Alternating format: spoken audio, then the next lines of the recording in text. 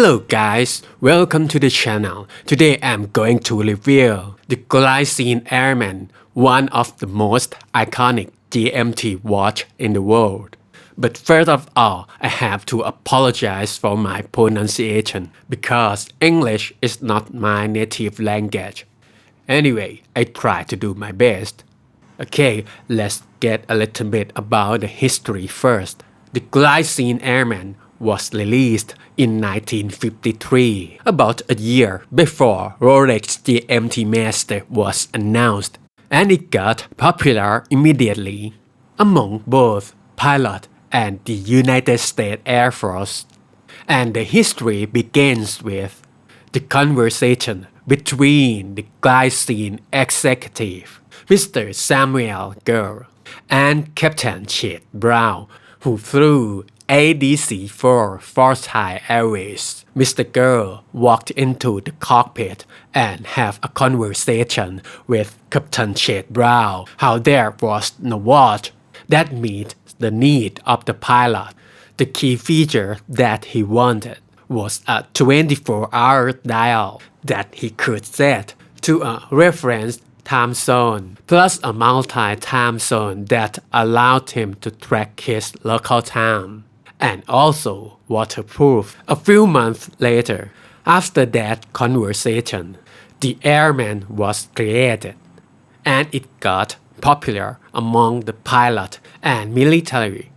In fact, the Airman was worn by many the United States Air Force during Vietnam War era. And another big achievement, like a great iconic watches of distinction, the Airman has been used during the August 1965 Gemini 5 and the September 1966 Gemini 11 spaceflight missions. So the Glycine Airman became the first automatic wristwatch in space. Okay, let's get back into the specification of this particular watch. This is the Glycine Airman 17 Sphair. Retail price $2,995 US. It's 46 mil in diameter. Lug to lug is 56 mil. The thickness is 10.9 mil. Lug width is 24 mil. The sapphire crystal on top and also on the back. We have an AR coating on the underside of the top glass. The bidirectional bezel with rubberized bezel insert. Assigned bezel locking mechanism at 4 o'clock. And also rubberized crown with a crosshatch pattern. We have an exhibition case back. We can see a modified ETA 2893-2 movement through the sapphire glass. We have cut the Geneva decoration and bears the engraving of the airplane, and we have a rhodium-coated oscillating weight on ball bearing. It makes the movement look beautiful and very well keeping the time. This watch actually running under 1 second per day fast. We have a printed vintage style with a 24-hour numeric marks, a small lume pip at 5 minutes marks. We have the arrow hour hand, matte black dial silver tone and luminous indicator, and also luminous hour hand. Jet window display at 3 o'clock, and the white GMT hand with red tape, and the third time zone is set on the rotating bezel. Okay, that is a wrap for a specification. Pros and cons. First, I like the build quality. I have to be honest, in my opinion, I think it's a bit better than competitors in the mid-tier like Longines, Oris or etc. The case finishing is very impressive.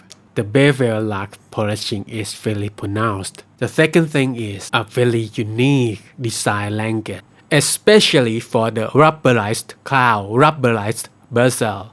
The third thing is the beautifully decorated movement compared to Oris or Alpina movement, we can see that it's more decorated and more finest. I think it's almost in the same league with my Sino watch 2030 in both decorated and timekeeping. But Sino has a chronometer 8-hour movement rather than an elaborate grade.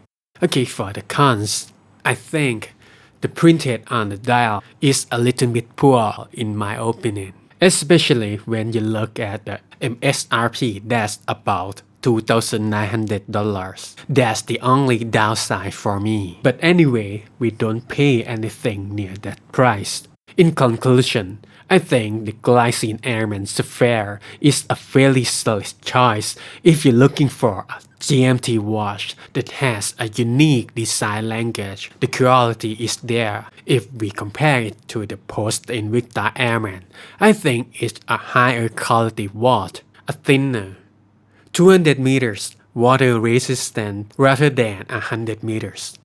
If you like this content, please don't forget to click subscribe, like, and share. Or if you have any comment, please let me know. Bye bye.